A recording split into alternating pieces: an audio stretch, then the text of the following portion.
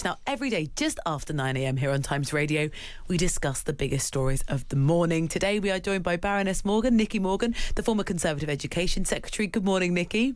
Good morning, both. And Lord McConnell, Jack McConnell, former Labour First Minister of Scotland. Morning, Jack. Good morning. Morning to you both. Have you cooled down, Jack? The last time I saw you was at Parliament a few days ago and we were both absolutely cooking in a particularly hot function room. I think one of us was cooking a little bit more than the other. It was very warm in there. It was very warm. It was very nice to get out of the room and go and have a quick lubrication on the terrace. That's right. It was a very lovely evening for that. We missed you, Nicky, in any case. But there we are. It's all right. It was purely accidental. Anyway, here are some of the stories we've been covering so far this morning on Times Radio Breakfast. Andy Burnham has received the backing of 322 of the 402 current Labour MPs to become the party's next leader, meaning he's almost inevitably going to be our next Prime Minister. We've been speaking this morning to the Health Secretary, James Murray, who seemed optimistic about the incoming change. The fact that 80% of the Parliamentary Labour Party nominated him yesterday shows how the whole Parliamentary Labour Party is rallying around him. Think about how smooth this transition is and how clear we are about where we want the party and the country to go. I think that contrasts with what's happened with the Conservatives in the previous Parliament, but more importantly than that, it shows that our focus is on making a difference to the country. The Met Police are investigating donations made to Reform UK by Fiona Cottrell, the mother of a convicted fraudster and close ally of Nigel Farage, George Cottrell. Over £500,000 in donations are being looked at as the Sunday Times continues its investigation into Posh George's connections to the party. Reform's deputy leader, Richard Tice, told us why he and the party aren't taking the allegations lying down. This is all a politically motivated smear campaign. It's outrageous. And I'm afraid, in a sense, it's all this stuff, which is why Nigel has said enough is enough. I'm done with this. I'm going to take it to the good people of Clacton on sea. It's interesting that conversation with Richard Tice is getting a lot of attention because he said, my family have known the Cottrell family for 50 years. They're a very successful aristocratic family, and also spent most of the conversation discussing how this was an establishment stitch-up. In any case, as the Clacton by-election approaches, Times columnist Sebastian Payne, oh my goodness, I apologise, Sebastian Payne has been looking at why there is no white knight candidate stepping in to run against Nigel Farage. He recalled Martin Bell running against Neil Hamilton in 1997 as an anti-sleaze candidate. Sebastian explained to us why we may have to live with a slightly more, quote, rubbish alternative. It's all too brutal, it's all too nasty, and ultimately, this by-election is a bit of a farce, and therefore I think our white knight is actually the bin, Count Binface. So yes. I think, if you want to beat Nigel Farage, you've got to believe in the bin. So we're going to ask Nicky and Jack what kind of white knight could take on Farage in Clacton. As Kemi Badenoch pledges to purge all prospective Tory MPs that support net zero, shouldn't she be preaching to a broader church? And what kind of procrastinator are you? But first, Nicky and Jack, as you're here, we learnt this morning that Ann Widdecombe, the former Conservative minister, has died at the age of 78. Nicky, I know you knew her. She was pretty forthright, very passionate, and at times pretty controversial. Yeah, she was all of those things, but she was absolutely she was committed to what she believed. She knew what she thought about things, and she was a serious politician. I expect for many people it is Strictly Come Dancing, and I think that she was able to realise what an extraordinary situation she was in. But I met her a few times.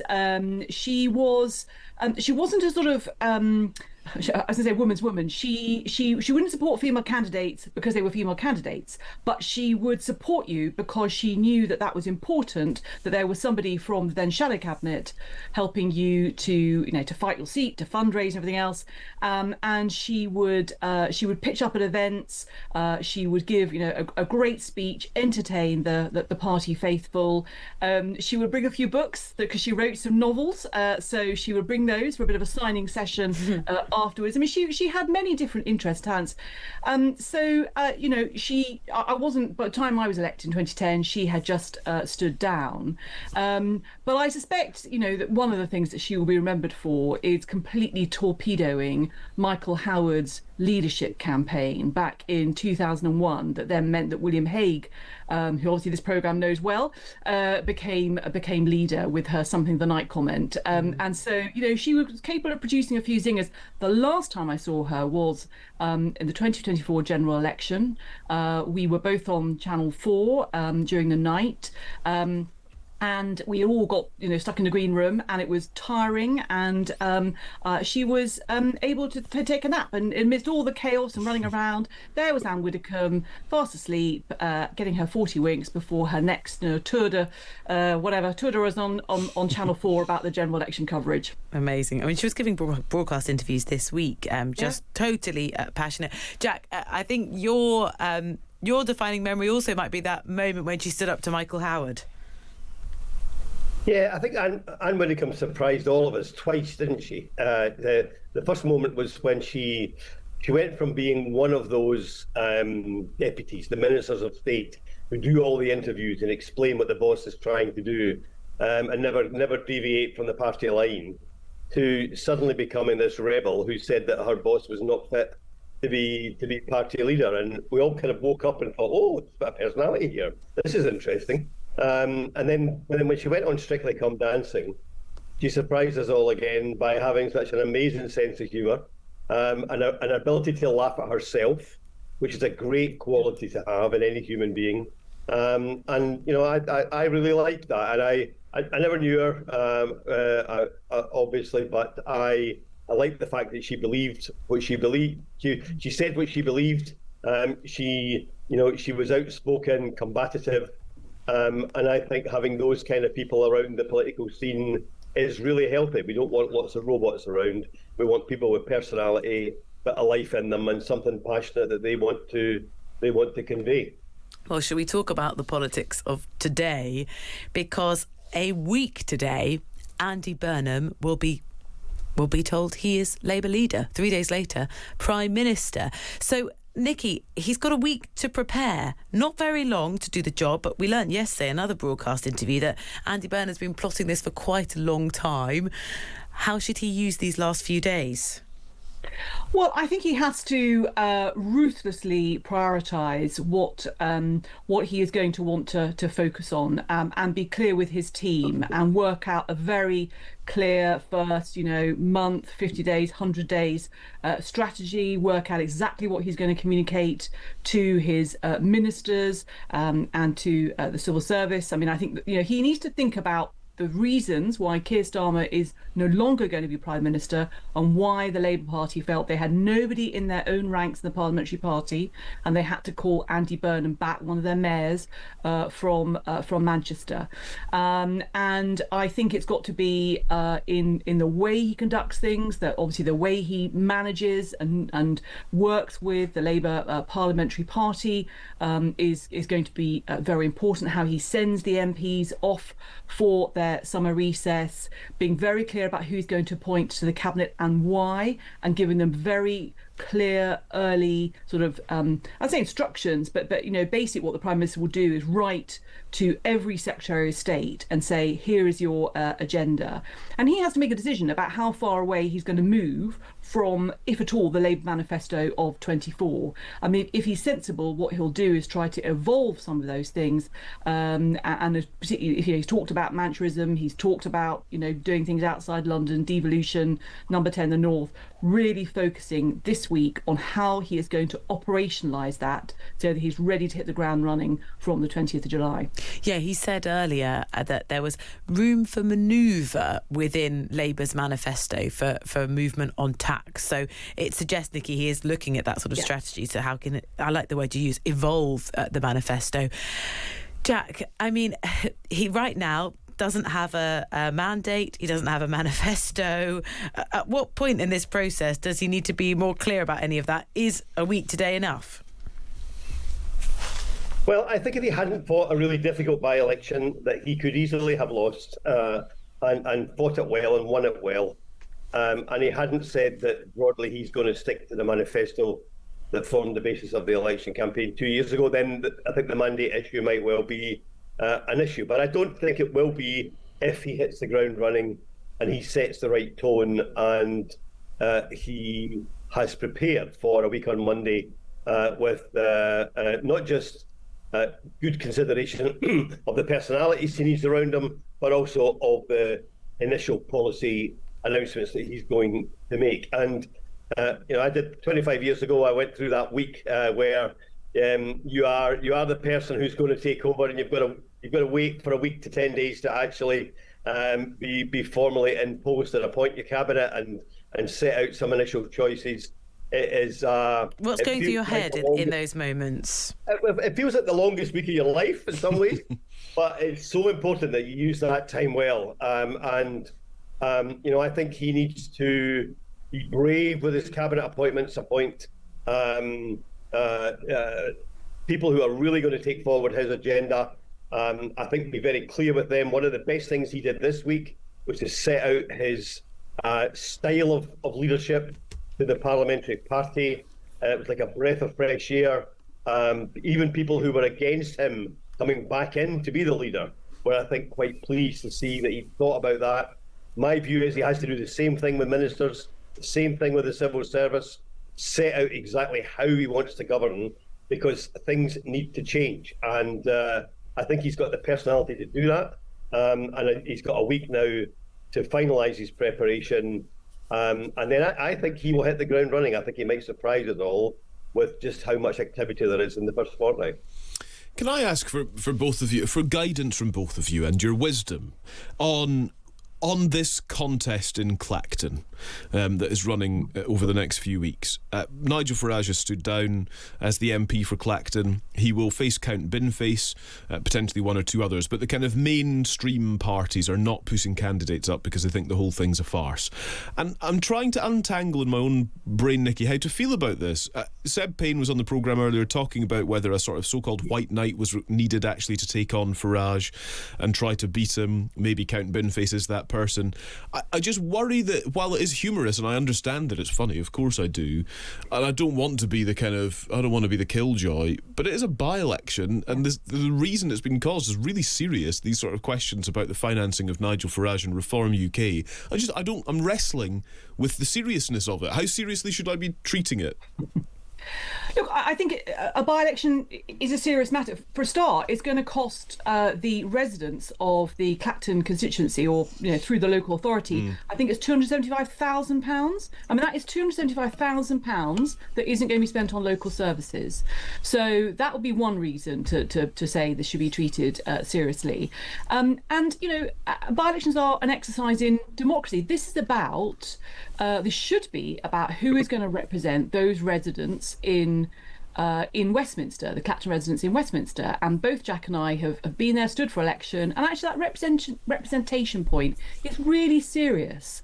As an MP, people come to you often with the most difficult, heartrending problems, and they need good representation both locally and nationally. I think the main parties have taken the right decision in not standing and not playing Farage's game with this. The time for the by-election, as you say, the important issues would be after there had been an inquiry, standards inquiry, if that ruled that actually he was going to be suspended for enough days for that to trigger a by-election. And instead he's decided to take it on himself to force the process. Sebastian Payne's point about who might stand and believe in the bin and all the rest of it, fine. Look, I think if the residents of Clacton want there to be a serious sort of competition, I think that if there's a local business leader or a local civic leader, there usually is somebody in an area who is a local figure. I'd go local, not national, somebody who is taken seriously, who says, I've lived here for years and years or all my life, and I would like to be your representative. And then if that person were to step forward and nominate, if I were Nigel Farage, I would be extremely worried, because that could spell the end of his time in Parliament until he's able to secure himself another seat. So I know what you mean, Calum, about the sort of the mixed views on all of this. But this is Farage that has caused this, and I think it shows that he doesn't take the democratic process seriously. And have we got the right candidates, Jack, as far as you're concerned? I think that's a very interesting point by Nicky. The thing about the Martin Bell candidacy against Neil Hamilton back in '97 was that it was actually a general election rather than a by-election, but it was also very spontaneous. Martin Bell was just furious at the way in which politics was being abused by far too many people, and Neil Hamilton became the kind of poster boy for that abuse of politics. And Martin Bell spontaneously caught the imagination within a wider general election and won the seat by a big majority. Now, Nicky's point is interesting, because what if somebody, a local Clacton person, not even necessarily a civic leader, maybe a local business figure or somebody who raised a lot of money for charity locally, that kind of person who's quite well known, what if they were suddenly to join this contest? That would be very, very interesting indeed, because by all accounts, not only has Nigel Farage got some dubious friends and some dubious cash, but he's also, I think, not been very present for the people of Clacton over the last 2 years.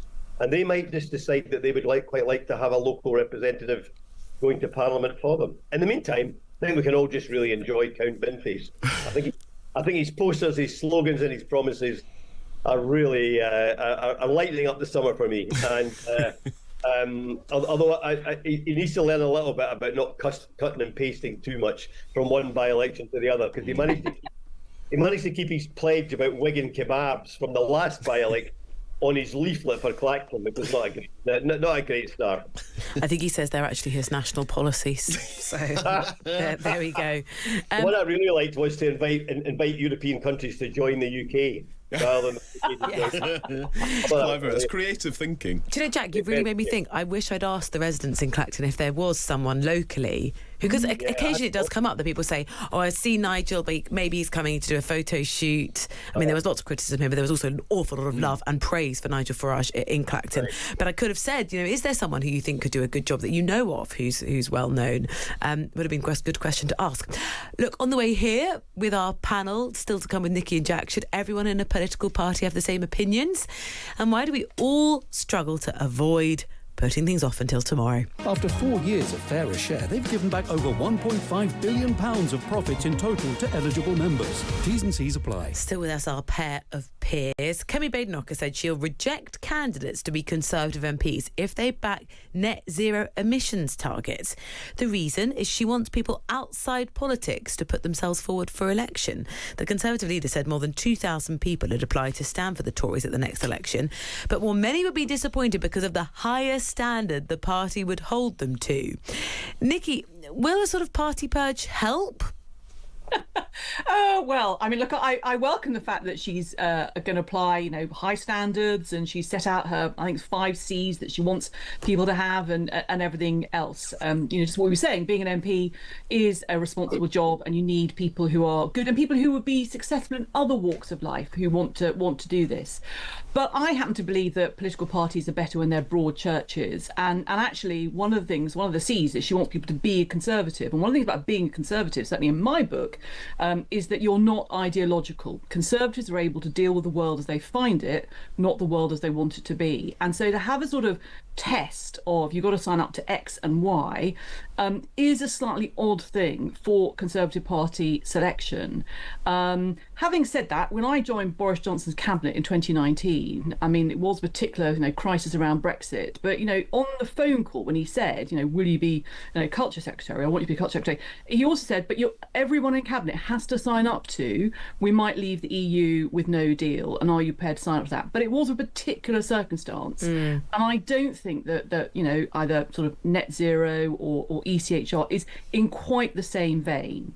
But I do think the politics moves on, and so there are things that some of us would have been talking about 5-10 years ago that actually life has moved on, and immigration being one of them, and the way the ECHR works or doesn't work has to be something that is open to interpretation. So all for higher standards. I think slightly this ideological sort of series of questions. I wonder if they're going to end up with too many identikit people who, it's great to agree, but you need people in parties just to not always to agree with everything, but to do it in a civil way. Yeah, Jack, is there a risk that you kind of close down debate a little bit? I think this is a mistake by Kemi, because I think that one of her strengths over the past 10 months has been to show confidence where others were wavering too often. And I think that confidence and strength that she has conveyed in her own convictions and her own personality is the reason that she's currently managed to significantly shift her level of popularity. And I think in due course that might shift for the party as well. And I think if you start to create, as I said in the earlier discussion, if you start to create a party of robots, then you run into difficulties. And at the time, I was very concerned before the last election that far too many people, particularly young women, were being excluded from being Labour candidates because of something they once said on Twitter. And you don't end up then with creative people with challenging ideas, with a sort of debate that produces the best policies, and then and a bit of energy and commitment on behalf of your constituents. And I think the comparison this week between Andy Burnham indicating he's prepared to open up and be confident enough to open up the Parliamentary Labour Party, and Kemi indicating she's going to close hers down, I think this is it's a bit of a misstep by her, and I think it's a strange choice to do it on net zero, and I think she will struggle to find really good, strong personalities from outside politics to come in if they feel that they're only going to be told what to say every day. Now, finally, do you procrastinate? It's something probably we're all a bit guilty of. In fact, over half of British people say this bad habit makes their lives worse. And there are 9 distinct reasons or types for postponing those tasks that you just don't really want to get to. You can read all 9 of them in the Times this morning. Nikki, have you decided if you fall into one of these categories? Oh, well, I haven't decided yet because I was sort of thinking about it. Off, were you? Very good. Yeah. So, well, I have to say, I'm not sure I describe myself as a thrill seeker. Maybe going to politics is a bit of occasionally thrill, but lots of thrills as well. So this is someone who enjoys the pressure of scrambling to meet a deadline when it's right on top of you. I have to say, I do respond to a good deadline. I was very much an essay crisis student at university, so I think that. Did you enjoy that? That's the fact. That's the weird bit about the description of that one. I think that means, well, you've got to get it done, but out of sheer panic and stress, surely. Yeah, well, yeah, but it concentrates the mind, doesn't it? Basically, when there's nowhere to go, you've got to sit up all night and write the wretched thing. So, yes, I'm afraid I'm a bit like that. I do need a bit of a deadline to get things done. Yeah, are you a last minute type as well? I like a deadline, but I always think that's the nature of the job we do. It's quite nice to have that pressure. You go on air at 6, you have to be ready. Although I do sometimes feel I'm a zigzagger where I switch too often between different things. I do that quite a lot. While I'm waiting for something to happen on my computer, I'll switch to something else. Yeah. Have you got a category, Jack? I think I've probably got 4 of them, actually. Yeah, I think that too. This article really struck a chord with me. I cannot remember ever finishing an article more than 24 hours before the deadline. I can't remember ever finishing a speech more than 6 hours before the deadline. I mean, this is so me. I thrive on deadlines. I think, although I think I was interested in the zigzagger thing, but that's probably a bit of me there as well. Sort of doing something else first, even if it's not more important. It's a really bad habit. So I thought this was a lot of fun actually, and. It definitely tells its story. I drive people around me crazy by not doing very important things until the last minute, including my tax return, which drives my family wild every tax return. At the last minute. I wonder how many students have very tidy bedrooms when they're supposed to be revising. Yeah, you're being productive, but not doing the thing you actually need to do. But actually, there's a bit of perfectionist in there as well. Yeah, fair enough. Always believing that it can be a little bit better. You can think it through a little bit more and get a little bit more clarity. And I definitely do that as well. Definitely go through different phases as well. I'm just reading Pessimist. You underestimate the likelihood that you'll succeed, which makes you feel there's not much point trying. That's me with the gym until about 3 days ago, and suddenly I'm back and loving it. Do you know what I mean? But you put it off for weeks and weeks. Me trying to get into that warm room again on Tuesday night. That's right. Because it's air conditioning, Calum. Putting it off and putting it off. Yeah, exactly. The air conditioning's definitely an attraction at this point, Nicky, I have to say. Right, good stuff, both of you. Thank you so much. Great to speak to you. Good. Have a good weekend. Stay cool. Thanks, you too. Stay cool. Cheers. Enjoy the tennis. Stay cool, guys. Oh, yes, enjoy the tennis, absolutely. That is Baroness Morgan and Lord McConnell, Nicky and Jack, who join us every Friday to discuss the headlines and stories and talking points of the day.